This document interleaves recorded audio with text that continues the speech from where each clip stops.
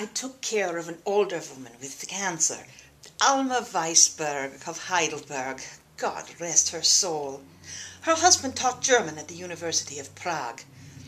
We had no medicine. She was in terrible pain. I rubbed her feet. I brought her food. I recited poetry. I told her news of the camp. What else could I do?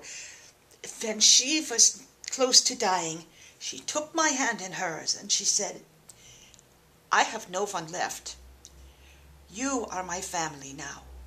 You are my daughter, and I leave you this blessing." And she put her hands on top of my head, just like Papa used to. And she said the bracha for her daughter. Yesimech Elohim Kesara Rivka Rachel Velea. May God bless you and keep you. May God cause his countenance to shine upon you. May God turn his glory unto you and grant you a life of peace. Within an hour, Frau Weissberg died. People sometimes know when they're going to die. Her blessing protected me at least 3 times. The first time was when a Nazi soldier who was drunk put the barrel of his pistol in my ear and whispered craziness. I knew he was going to blow my brains out the next second, but I prayed my blessing, and I thought of Mrs. Weissberg, and instead he fell over and went to sleep. True story. The next time someone had stolen some bread. The stormtroopers locked us, 20 children, in a truck and took turns shooting at us through a hole in the side of the truck. Madmen! I closed my eyes. I prayed my blessing. The girl next to me shot through the neck. The boy behind me hit in the stomach.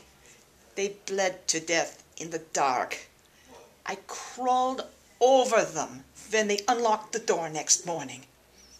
Why didn't I die? I had a blessing. The 3rd time was after the war had ended. Thousands of prisoners with typhus arrived out of nowhere. People were dying. I caught it too. I had such a high fever. As I lost consciousness, I knew I was done for, and I prayed my blessing for the last time. By a miracle, I woke up. The Red Army had come. The Russians had taken over the hospital. And we all got better. Each time I prayed my blessing, it protected me like a shield. Alma Weissberg's shield. That's why I lived. That's why I tell my story. We never know when our words can become someone else's shield.